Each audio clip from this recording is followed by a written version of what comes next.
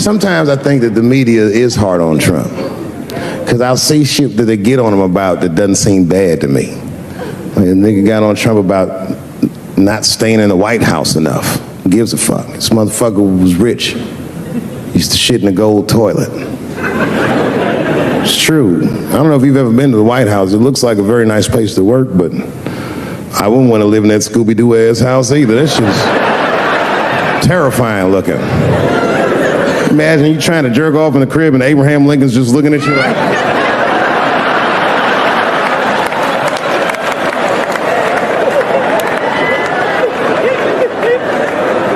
Shit, Bush didn't stay there either. He was rich too. He was like, fuck that, I'm going to my ranch in Texas. Obama was the first motherfucker to move into the White House like, this is a nice place. Look at this rug.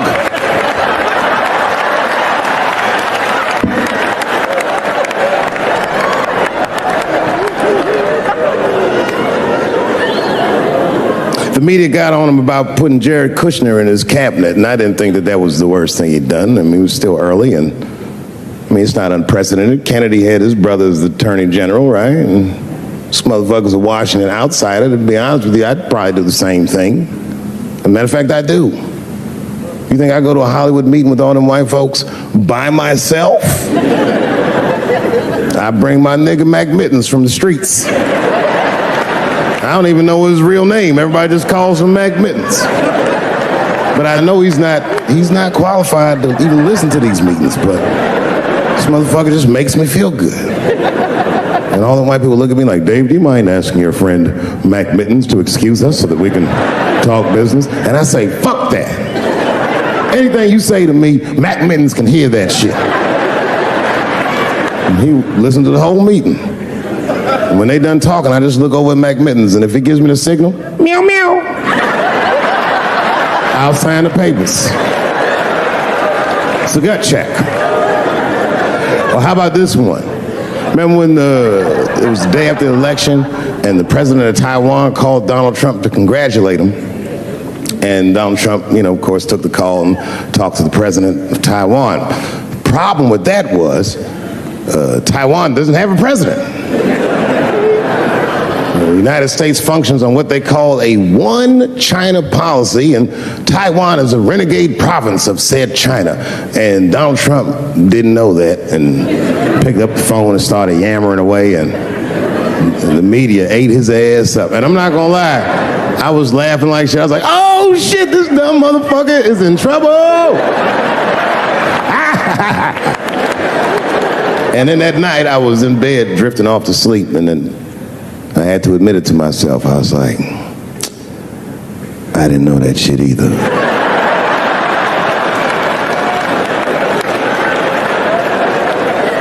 And then I realized the media got the story wrong. The story wasn't that Donald Trump took the call. The biggest story is that nobody told Donald Trump not to take the call. That's terrifying. God damn, nigga, you don't have a Mac Mittens on your team? It wasn't like they were calling the White House. They were calling the switchboard at Trump Towers, and they were getting through. Anybody. Mr. President, there's a Ricky Ticky Tabby on the phone for you? Yes, put him through. Hello, Ricky Ticky. Good to talk to you. Mr. President, there's a John Jacob Jingleheimer Smith on the phone. Oh, his name is my name too. Put him through. Hello, John Jacob. Let's talk business. How many people in this room are not originally from the United States? My round of applause. Where are you from, bro? You right there. Iraq. You're from Iraq? Ew. I was fucking around. How long have you been here in the country? Like 23 years. 23 years? Are you a citizen yet? You are? Congratulations, nigga. Congratulations. Well, welcome to this great land. I'm going to give you a history lesson, because I'm sure this wasn't on your entry exam. But every naturalized American has heard something about what I'm about to tell you. A picture is the early 50s in the United States. This 14-year-old boy goes down from Chicago to Mississippi to meet his extended family for the first time. He'd never been to Mississippi. And before he went, his mother said to him, very pointedly, she said, if a white man looks you in your eyes in Mississippi, look away. And I don't know what you know about black people from Chicago, but they're not a scared people. Legend has it, he was in front of a convenience store hanging out with his cousins, having a good time, and a white woman walked out of the store, and he thought she was pretty, and he said, bye, baby, not realizing that he had just made a fatal mistake. 4 days later, a group of adult white men burst into this family's home and snatched a 14-year-old boy out of bed in front of his family that was powerless to stop them, and he was never seen alive again. His name was Emmett Till. They found his body maybe a few days later. It was in a creek, tied to a wheel so it would sink, horribly beaten and bloated. Hideous. And lucky for everybody in America, his mother was a fucking gangster. She was.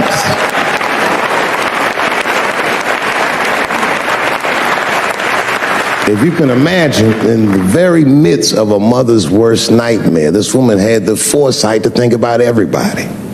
She said, leave my son's casket open. She said, the world needs to see what they did to my baby. And every publication here in the United States, from Jet Magazine all the way to the New York Times, had this boy's horribly bloated body on its cover. And if our civil rights movement was a car, this boy's dead body was premium gas. This was a very definitive moment in American history where every thinking and feeling person was like, ugh, we gotta do better than this. And they fought beautifully, and here we all are.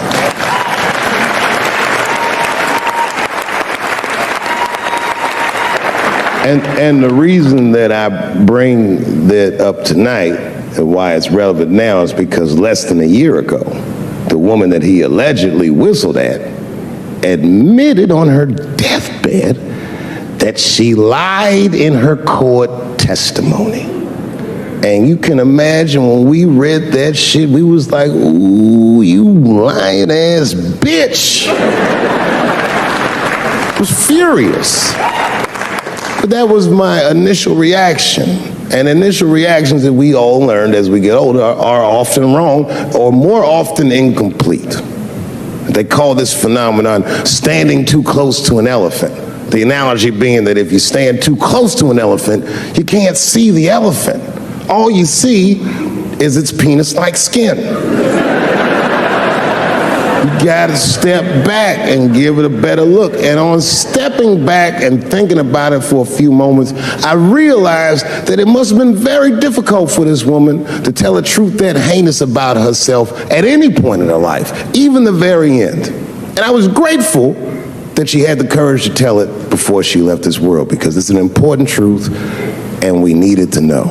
And I said to myself, well, thank you for telling the truth, you lying ass bitch.